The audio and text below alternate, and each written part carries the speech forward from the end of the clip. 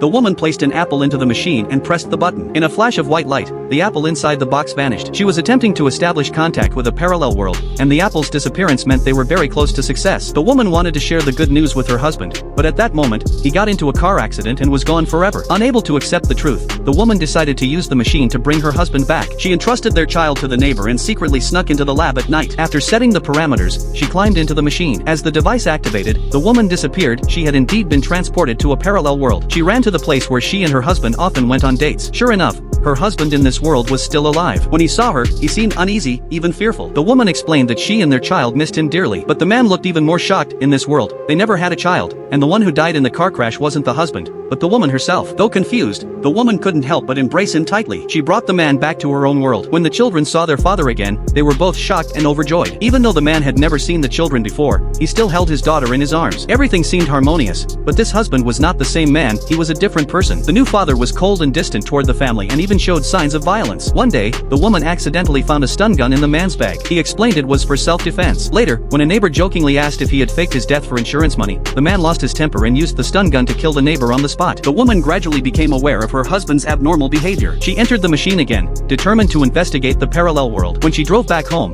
she found the house in complete disarray, as if a fight had taken place. Entering the bedroom, she found another version of herself lying on the bed, lifeless, with signs of electric shock on her chest. It turned out that the woman in the parallel world hadn't died in a car accident but had been murdered by her husband. This version of the husband was paranoid and suspicious, believing that his wife was having an affair with her assistant. That's why he killed her. The woman realized that her children were also in danger. She rushed back to the lab, intending to return to her own world. But by then, the man had already discovered the truth. He arrived at the lab first, destroyed the machine, and even killed the assistant. The woman was now trapped and had no way back. Just as she was in despair, the assistant from the parallel world arrived. He said he had replicated the same device and could use it for transport. This also meant that in the original world, the assistant's home had an identical machine to receive the signal. The woman climbed into the box, and the assistant pressed the send button. The machine activated, and the woman finally returned to her real world. She found her children and told them the whole truth. Just then, the man also followed her over. When he saw his wife in the bedroom, he tried to attack her, but their son knocked him out with a bat. They tied the man up and shoved him into the machine. The woman set the destination to a distant world, a vast maze. The man was transported there and would never find his way out again.